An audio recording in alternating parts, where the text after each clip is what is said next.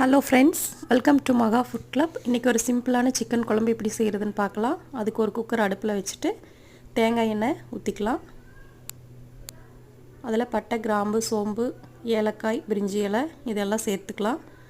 இதெல்லாம் பொரிஞ்சோன்னையும் கொஞ்சமாக கருவேப்பிலை போட்டுக்கலாம்.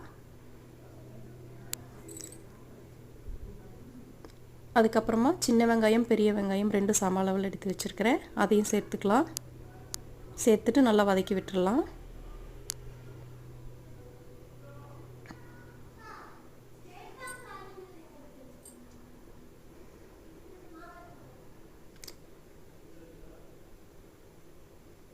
இது கூட 2 பச்சை மிளகாய் சேர்த்துக்கலாம்.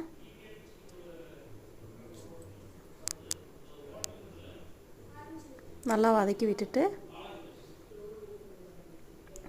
2 டேபிள் ஸ்பூன் அளவுக்கு இஞ்சி பூண்டு பேஸ்ட்டு சேர்த்துக்கிறேன். இது 1 கிலோ சிக்கனுக்கு தேவையான அளவு போட்டிருக்கேன். போட்டுட்டு இஞ்சி பூண்டு நல்லா பச்சை வாசனை போகிற அளவுக்கு வதக்கி விட்டுடலாம்.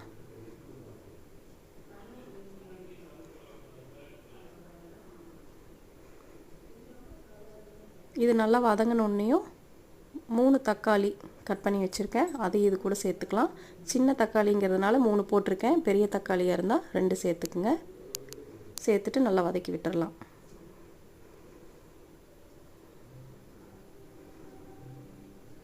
தக்காளி நல்லா வதங்கினோன்னையும் மல்லித்தூள் 3 ஸ்பூன், 1 ஸ்பூன் மிளகாய்த்தூள், மஞ்சள் தூள் 1/2 ஸ்பூன். மிளகாய்த்தூள் உங்கள் காரத்துக்கு தகுந்த மாதிரி போட்டுக்குங்க. போட்டுட்டு இந்த எண்ணெயிலேயே நல்லா வதக்கி விட்டுடலாம்.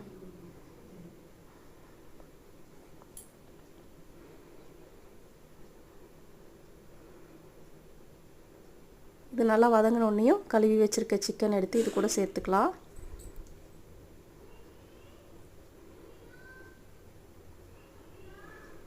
சேர்த்துட்டு சிக்கன் மசாலா உங்கள் காரத்துக்கு தேவையான அளவு சேர்த்துக்கோங்க.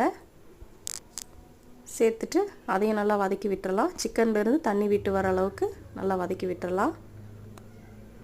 அதுக்கப்புறமா தேவையான அளவுக்கு சுடுதண்ணி கொஞ்சம் சேர்த்து நல்லா கொதிக்க விட்டுறலாம். குக்கரை க்ளோஸ் பண்ணிவிட்டு ஒரு 3லேருந்து 4 சவுண்டு வரைக்கும் விட்டு எடுத்துக்கலாம்.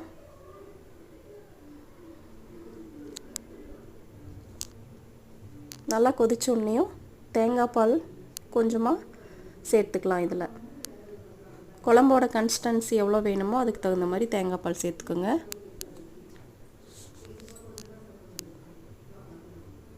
அதுவும் ஒரு கொதி வந்தோடனையும் ஒரு கைப்பிடி அளவுக்கு கொத்தமல்லி இலை, கொஞ்சமாக கருவேப்பிலை சேர்த்து கொதிக்க விட்டு ஸ்டவ் ஆஃப் பண்ணிக்கலாம்.